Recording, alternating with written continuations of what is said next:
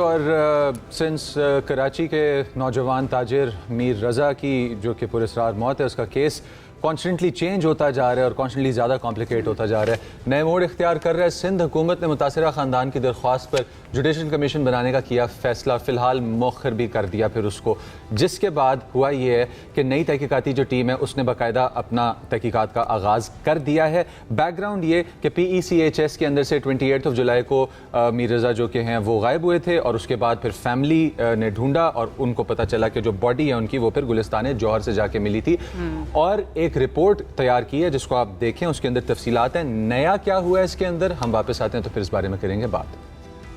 کراچی میں نوجوان تاجر میر رضا علی کی ہلاکت کا case, DIG crime and investigation Sindh Amir Farooqui کی سربراہی میں نئی تحقیقاتی ٹیم کا پہلا اجلاس ہوا۔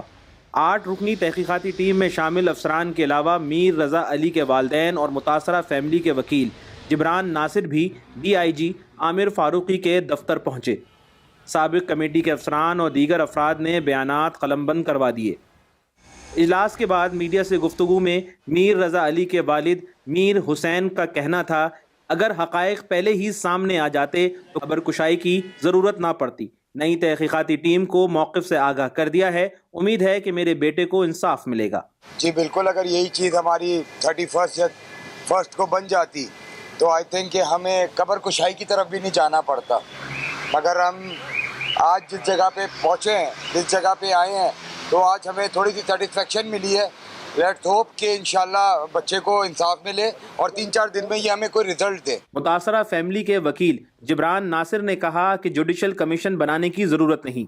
DNA اور فورنزک جانچ کے لیے حاصل نمونے تاحال لیب نہیں پہنچے، ان کے تحفظ میں غفلت ثابت ہوئی تو سنگین نتائج برآمد ہو سکتے ہیں۔ اگر کوئی نمونے کا لیے گئے اور وہ فورنسک لیب نہیں پہنچ سکے تو وہ نمونے ہینڈ اوور کیے تھے جو پچھلے آئیو تھے کیس کے شبیر لغاری صاحب اور ان کی انویسٹیگیشن ٹیم کو۔ یہ اس بات کا جواب وہ دیں گے کہ یہ نمونے انہوں نے بر وقت کیوں نہیں پہنچائے۔ اس طرح کی کسی بھی قسم کا لاؤبالی پنا، کوئی غفلت، کوئی میلیشیسنس نظر آئی، we will go after their careers, have no doubt about it۔ تفتیشی ذرائع کا دعویٰ ہے کہ خبر کشائی کے دوران حاصل DNA کے 4 نمونوں کے علاوہ والد اور والدہ کے 2 ریفرنس سیمپل بھی لیب میں جمع کروا دیے گئے ہیں۔ رپورٹس کا نتیجہ 2 روز میں متوقع ہے۔ قبر سے نکالی گئی لاش میر رضا علی کی تھی یا نہیں، اس کی تصدیق DNA رپورٹ سے ہوگی۔ دوسری جانب میر رضا علی قتل کیس میں دفعہ 365، 302 اور 201 بھی شامل کر دی گئی ہیں۔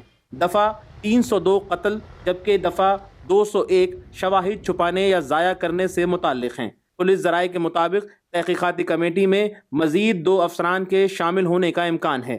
میر رضا کے ورثاء کی جانب سے تحقیقاتی ٹیم کو ایک DSP اور ایک انسپیکٹر کو شامل کرنے کی درخواست کی گئی ہے۔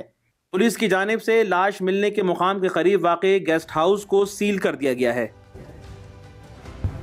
اب ضابطے کی کارروائی کی جا رہی ہے، اور ویسے کہا جاتا ہے کہ کوئی بھی کیس، کوئی بھی معاملہ چل رہا ہو تو اس کو پہلے کسی نتیجے تک پہنچنے دینا چاہیے، اس کے بعد اس پر رائے قائم کرنی چاہیے یا کچھ بھی اس کے بارے میں کہنا چاہیے۔ لیکن اس کیس نے شروع ہی سے کئی سوالات کھڑے کر دیے ہیں۔ تھوڑا سا بتا دیتے ہیں کہ اس وقت کیا چل رہا ہے کہ سوشل میڈیا کے اوپر لوگ تبصرے کر رہے ہیں اور مختلف دعوے بھی کیے جا رہے ہیں سوشل میڈیا کے اوپر، اسپیشلی جو سندھ کے سینئر وزیر ہے شرجیل انعام میمن اور ان کے بیٹے کی مبینہ کردار کشی کے معاملے کے اوپر جو ہے اب national cyber crime investigation agency اس نے بھی اپنی انویسٹیگیشن شروع کر دیا۔ ایسے میں کئی سوالات کھڑے ہو جاتے ہیں کہ وہ کون تھا جس کے کہنے پر اس قتل کو خودکشی، جو کہ مبینہ قتل اب اس کے والد کی طرف سے کہا جا رہا ہے، اس کو خودکشی قرار دینے کی کوشش کی گئی۔ کون اتنی جلد بازی میں تھا جو اس کیس کو جلد سے جلد بند کروانا چاہتا تھا، اور اگر اس کے والد آواز نہ اٹھاتے، یہ ہائی پروفائل کیس نہ بنتا تو کیا یہ ضابطے کی کارروائی ہوتی؟